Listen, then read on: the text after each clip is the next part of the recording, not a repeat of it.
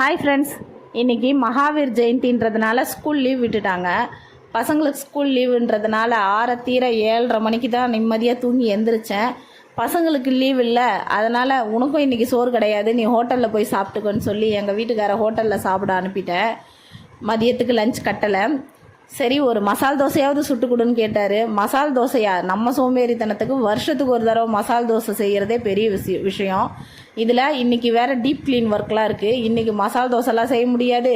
முருகலாக 3 தோசை சுட்டு தர, அதையும் மசால் தோசை நினச்சி திருப்தியாக சாப்பிட்டு கிளம்பு அப்படின்னு சொல்லிவிட்டு நைட்டு வச்ச தக்காளி குழம்பே மிச்சம் இருந்தது, அதையே ஊற்றி அவரை கிளப்பி ஆஃபீஸுக்கு அனுப்பியாச்சு. என் பசங்களுக்கும் அந்த தக்காளி சட்னியும் தோசையும் கொடுத்து சாப்பிட சொல்லியாச்சு.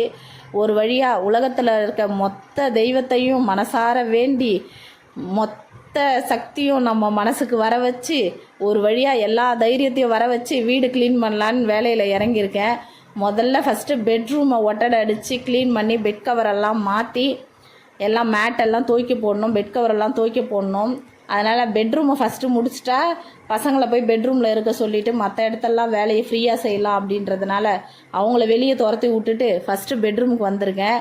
பெட்ரூமில் ஒட்டடை, ஃபேனு எல்லாம் பார்க்குறதுக்கு க்ளீனாக இருக்கா மாதிரி இருக்குது. எவ்வளோ தூசு தெரியுமா, ஊறுப்பட்ட தூசு. அதுவும் பக்கத்தில் கன்ஸ்ட்ரக்ஷன் வேறு நடக்குதா, ரோட்டில் இருக்கிற மொத்த மண்ணும் எங்கள் பெட்ரூமில் தான் இருக்குது. அதனால் ஒரு வழியாக எல்லாத்தையும் அழகாக ஒட்டடை அடித்து பெட்ரூமை டீப் க்ளீன் முடித்தாச்சு. அதுக்கப்புறம் அவங்கள உள்ளே அனுப்பிட்டு அதுக்கப்புறம் மற்ற வேலையெல்லாம் ஹாலு, இன்னொரு பெட்ரூமு, வரண்டா எல்லாத்தையும் க்ளீன் பண்ணுற வேலையை செய்யணும்.